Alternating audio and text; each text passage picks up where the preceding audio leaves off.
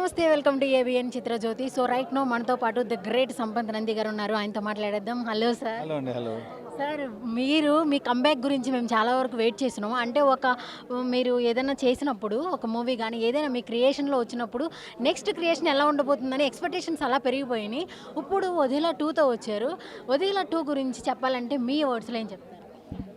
Odela 2 movie సింపుల్గా చెప్పాలంటే శివుని నమ్మేవాళ్ళు, శివుని నమ్మని వాళ్ళు, ఆత్మలు దయ్యాలు ఉంటాయని నమ్మేవాళ్ళు, నమ్మని వాళ్ళు, సినిమాని మాస్ సినిమాని ఇలాంటి ఎలిమెంట్స్ని ఒక ఒక థియేటర్ ఎక్స్పీరియన్స్తో చూడాలనుకునే వాళ్ళందరూ ఈ సినిమా చూడొచ్చు.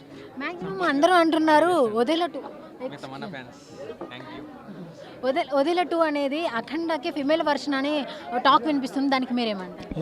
ఓదెల 1 అఖండ కాదు కదా, ఓదెల 1కి ఎక్స్టెన్షన్ ఏ సినిమా. అప్పుడు అఖండ 2 ఎలా అవుతుంది? అఖండ 2 కదండి. ఇప్పుడు అక్కడ అఖండలోనేమో మన బాలకృష్ణ గారు చేశారు. కాదండి, ఇది శివశక్తి క్యారెక్టర్. దానికి ఎలాంటి సంబంధం? ఓకే, తమన్నా గారిని చూస్ చేసుకోవడంలో దీనికి main reason Tamannaah character suit అవుతుందని అనిపించింది నాకు. ఓకే, వదిలా 2 గురించి ఏమన్నా లైక్ ఎందుకు చూడాలి ఆడియన్స్ థియేటర్కి వచ్చి ఎందుకు చూడాలి? ఓదెల 2 ఎందుకు చూడాలంటే చాలామంది దేవుడిని నమ్ముతారు, కొంతమంది దేవుడిని నమ్మరు, కొంతమంది దయ్యాలు భూతాలు ఉన్నాయని నమ్ముతారు, కొంతమంది నమ్మరు. సో నమ్మేవాళ్ళు, నమ్మని వాళ్ళు, సినిమాని నమ్మేవాళ్ళు, సినిమా మంచి ఎక్స్పీరియన్స్ ఇస్తారని నమ్మేవాళ్ళు అందరూ వచ్చి చూడండి. తప్పకుండా మిమ్మల్ని ఎంటర్టైన్ చేసి. ఓకే, మీరు చెప్పండి, మీరు దయ్యాలు ఉన్నాయని నమ్ముతారా? నేను దేవుడు, దయ్యం అన్నీ ఉన్నాయని నమ్ముతాను. ఈ సృష్టిలో అన్నీ ఉన్నాయి. ఎక్స్పీరియన్స్ చేశారా? నేను ఎక్స్పీరియన్స్ చేయలేదు, పెద్దవాళ్ళు చెప్తుంటే వింటాను.